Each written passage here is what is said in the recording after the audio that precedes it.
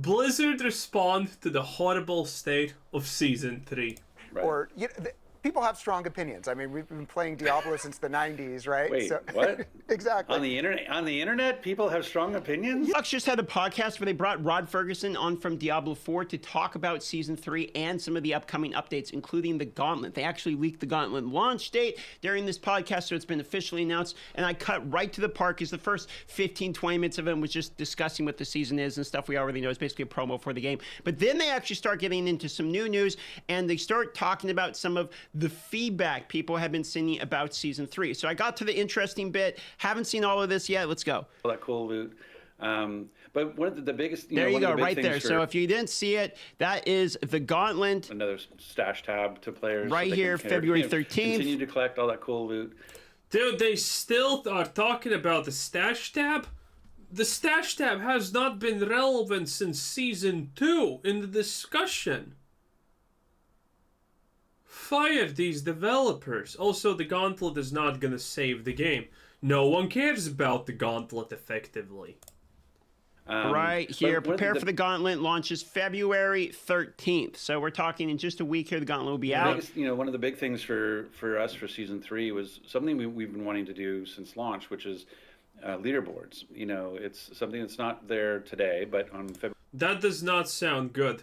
If you have thought about leaderboards since the launch of the game, why the hell did it take you 3 seasons to implement it? February 13th, we're going to be updating the game, and we're going to be releasing this feature called the Gauntlet.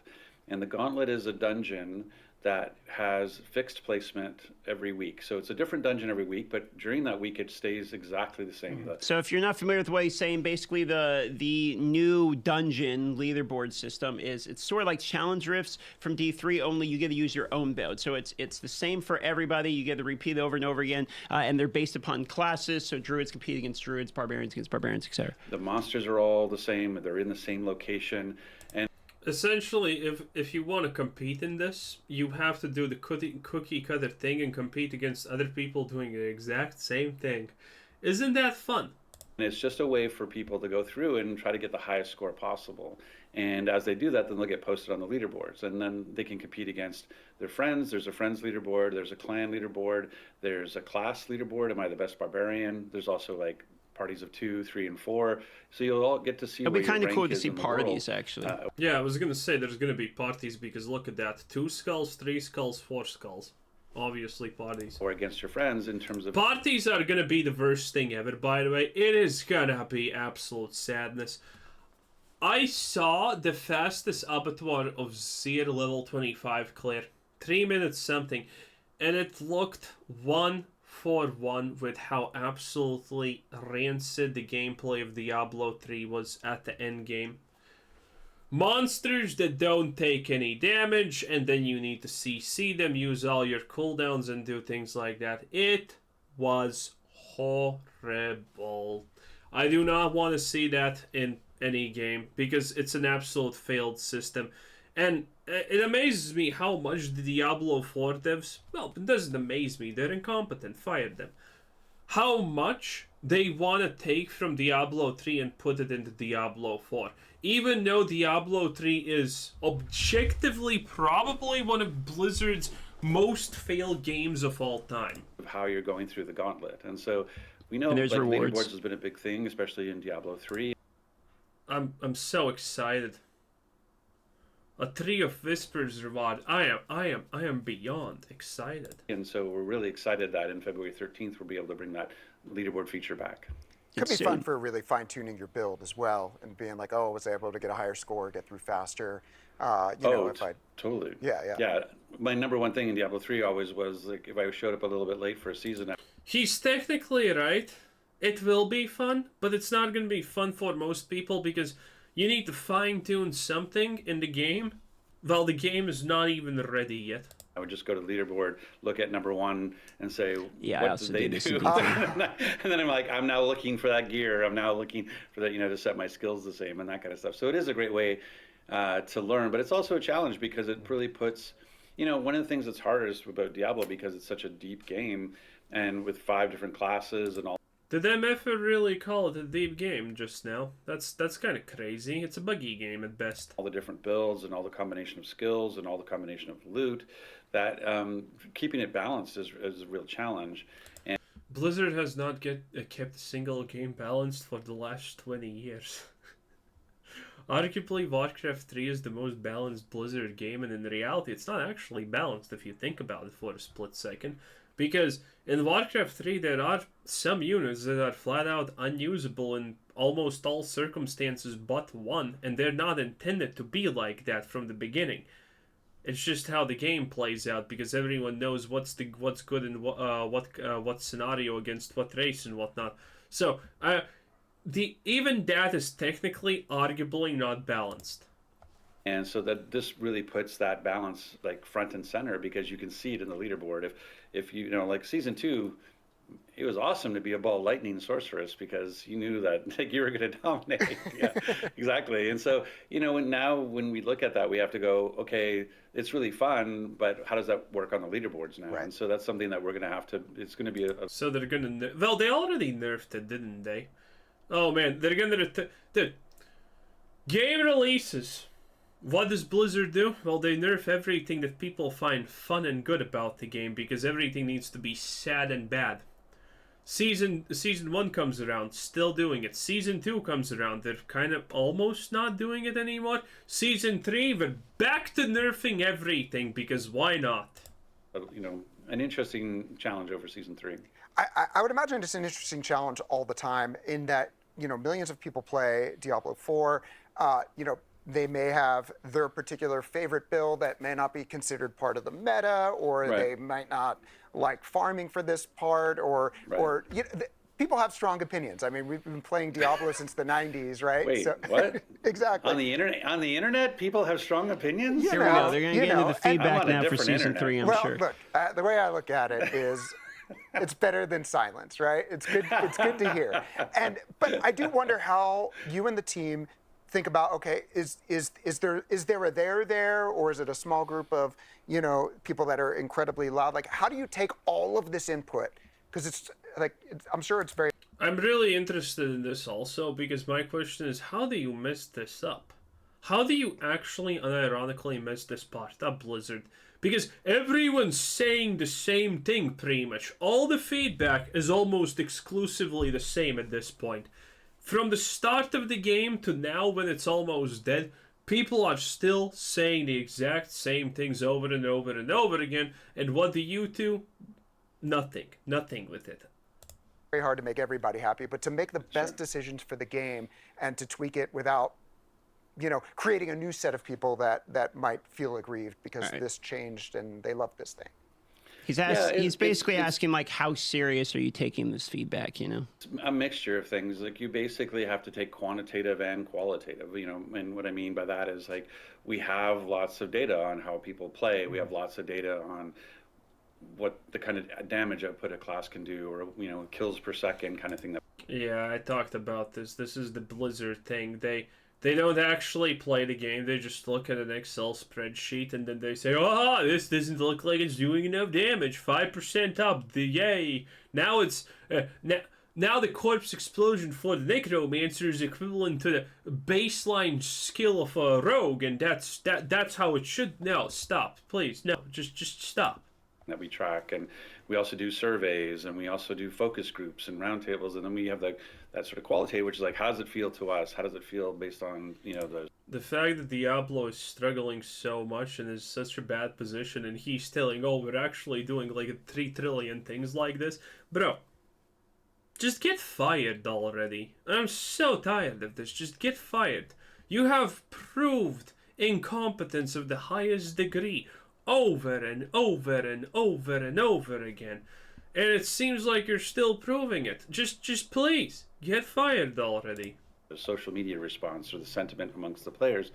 And then you kind of have to mix all that together and look at it and kind of work through what's the right decision. And then ultimately, you know, it was something we learned a lot, honestly, going from preseason to season one, is that we started in a very, you know, when you're in development, up to that point, all the balancing we were doing was during development. We were just trying to make the most balanced game we could. And so when we had our first real big By nerfing things only.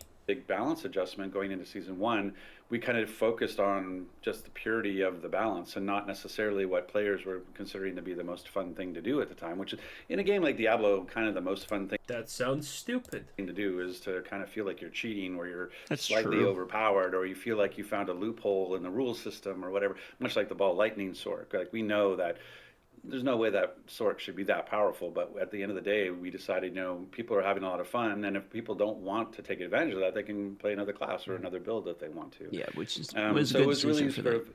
of That was the first almost good decision they made. learning this People like idea, and we season kind of got down to, I call it the Mary Poppins strategy, which was This is what I have been saying constantly. Never tell developers they're doing a good job. Because at the end of the season 2, people were saying, yeah, season 2 is not bad. And the only feedback that exists is the last feedback that you get as a developer. So they heard season 2 kind of good. And they patted themselves on the back and said, look at that, boys, we did it. We're geniuses. Obviously, they solved the issues of Diablo 4 and whatnot. And then season 3 comes and, it's a shit show again. Always call the developer. Never say that the game's good. Always say that the game needs to be better. Don't give constructive criticism. It's not your job. You're a player. You just play the game. It's their job to figure out how to make the game good.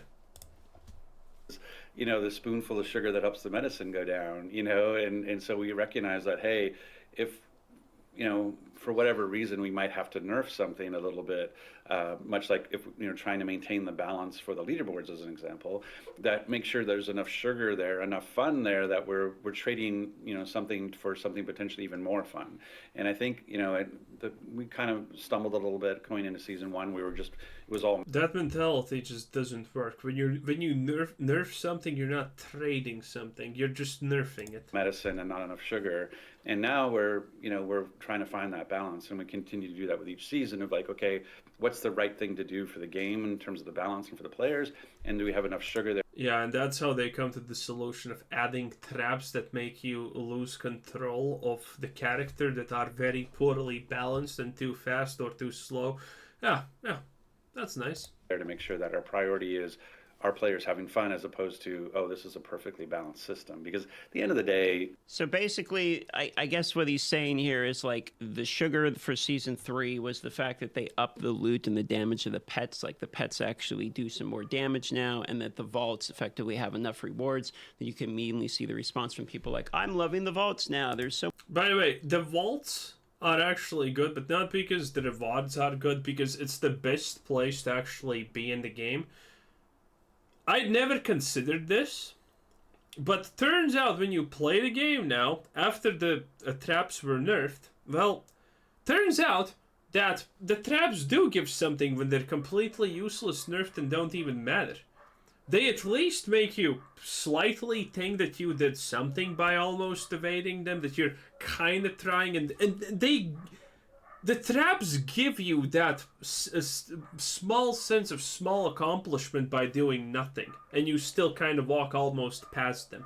They actually are good. And the vaults are actually not bad, because turns out, even though I don't like the aesthetic of the vaults for the most part, I think it's an absolute failure of design, they are still the best instances in the game, because every other place that you play is just a tight corridor and it sucks. But the vaults, they're actually pretty spacious. You're going through the same vault 15 times over and over and over and over and over, but that does not matter because it's spacious and it feels good. You know where you need to go. There's no way to get lost, as in the other instances that are just, squares and then there's paths and it's stupid. The vaults are simple in design, they're spacious, and it's so much honestly better than everything else in the game. Because typically everything else in the game is a tight corridor, and when it opens up, you don't know, are you supposed to go there, or is that a dead end, or you're supposed to go there because something's there. It's sad. the base game is still absolute garbage on so many levels. So many more rewards. Doesn't necessarily fix the medicine part of it, which is like the vaults are sort of repetitive, et cetera. They aren't kind of the in-game loop people are looking for, but people like the vaults so much more because they just jam so much rewards in there. I mean, that's basically what I'm hearing from this. It's kind of, with that much variety of class and skills and loot, you'll never have a perfectly balanced system, so you just want to have a fun balanced system. I think that's that's a great way to put it. I'm just trying to think of other Mary Poppins references. The game is super califragilistic. No, definitely not going to be. Talking about being a chimney sweep or something? Yeah. My mind did go there, and that was a cul-de-sac, to be honest. But I'm glad that you do land on fun, because I mean, this is something that we've been having fun with for decades as a whole. And so, Rod, I love that someone who's been with us as a fan is now the GM of Diablo, or has been now for a few years. So it feels like things are in good hands, and that you're listening, and that's appreciated as a player. Nope. Still fired him and everyone in his team. So thanks so much for that. And the crack whore across the street from Blizzard can probably make a game at least as good as Rog Ferguson, and she costs way less money, and she's more fun than him. Okay? And thanks so much for joining us here on the Xbox Podcast. Yeah, no, I appreciate that. Yeah, I think, if players haven't jumped in yet, I know some people are not used to. Looks like they're wrapping up into like a plug in a role-playing game, and so it's kind of a known thing in action role-playing games, and so it takes a little bit. But season 3 is a great time to jump in if you haven't. One of the things is, if you've already beaten the story campaign, there's actually an option when you create a character to skip the campaign. And even if you haven't, all you have to do is play the prologue, which is... Please come back and try the new season. I'm going to get fired if you don't come back. Good. Maybe an hour. And then you can say, skip the rest. I just want to get into the seasonal play. So... And what I like about season 3 for new players is just that idea of getting that construct, that having that person who can help draw fire or can protect you. I don't like the construct. It's stupid. It does nothing. It feels like it does nothing. Even when you use the most overpowered abilities, you honestly don't feel it that much. You kind of feel it, but you don't really notice it. And if you don't notice it, what's the point of feeling it? The only thing that I like about the construct is the thing that gives you back life. It's actually kind of on point, honestly, in a lot of cases. It starts healing you exactly when you want. That's probably a mistake on Blizzard and bugged that it heals you exactly when you want it to heal you, but it is what it is. If you're a new player and you're like, I don't know if I'm hardcore enough, which you don't have to be, or I know enough about Diablo, which you don't, everything you need to know about Diablo lore is in the game. But this is a great time to jump in, so I really hope people, come and play Season 3 with us. And it's live now, so why not hop in? Very cool. And how do folks get... By the way, how bad is Season 3? Well, I don't even know where I'm supposed to see how many pearls of Zoltan Kull I have. I think I have checked every place I can check to see where those pearls are stored, but I don't see them. I have no idea how many pearls I have to get the Varding. I don't know. And also, if I don't know and I'm using currently 3 every time because of the 10 chest, do the pearls even matter? Shouldn't you just give everyone 30 charges by default, call it a day, and it just makes the game better by default?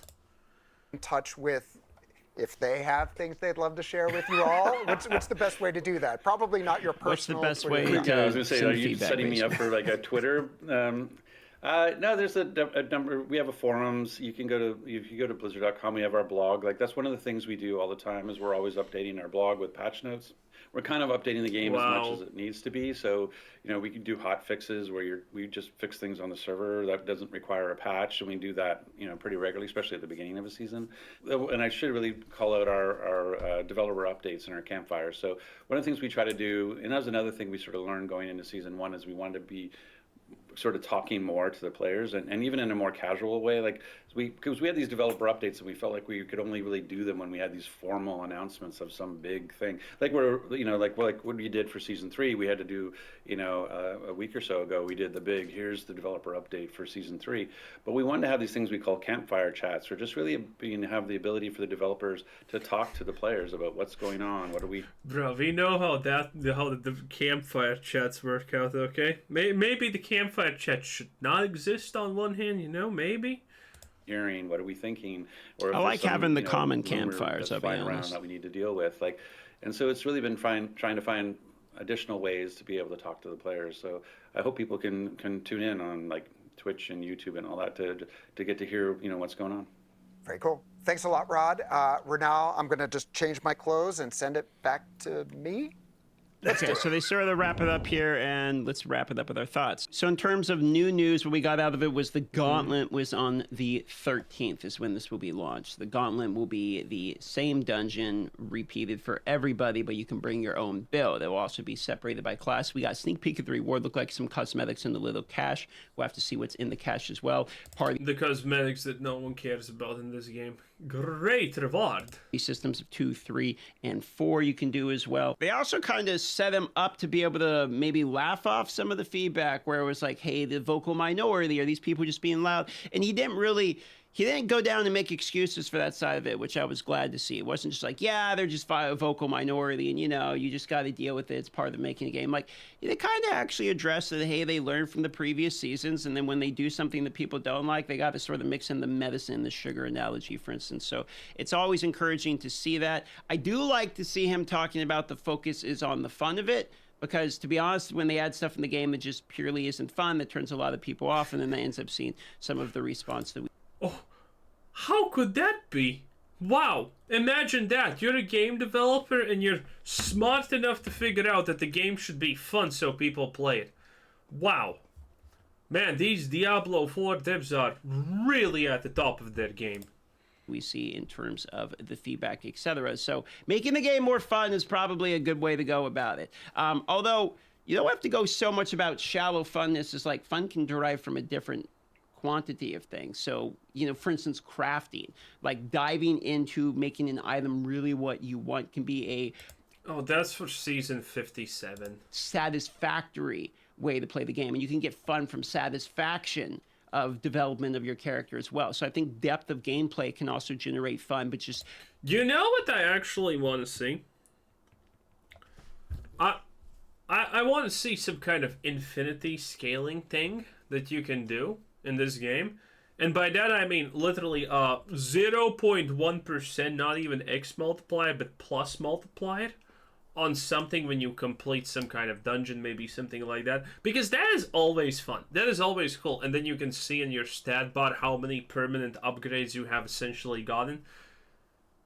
And it gives you a total amount of how many permanent upgrades you have. And, it depends on your class, and it's like attack speed, and, you have 120 dungeons, you get like 1% more attack speed. I know it's not a lot, but it's like a collectible thing, and that's kind of what makes it fun. It's like in Vampire Survivors when you get golden eggs. The golden eggs don't actually give you any even almost tangible amount of bonus anything to the character. But it's fun to know that you have gotten 20 of them, 40 or 50 of them on a character. And it would be fun in Diablo. But they will never do that. More of an investment into the fun as the player that then pays out in fun quantities at the end, if that makes sense too. So that'd be... Anyway, that was our boy, Dart Microtransactions DM Skills. He's still huffing on that copium, my boys. He is still absolutely hoping for the best for Diablo. Well, maybe it's gonna happen, because again, the Season 3 has gotten almost decent-ish. Again, it's every time the same happens, like the developers turn it into shit with their original groundbreaking ideas, then they fix it in some magical accidental way that no one expected, including themselves, and the circle just repeats itself. It is what it is. Anyway, this was Quizzer Sid, and thanks for watching. Subscribe if you haven't already, and have a nice day. Bye-bye.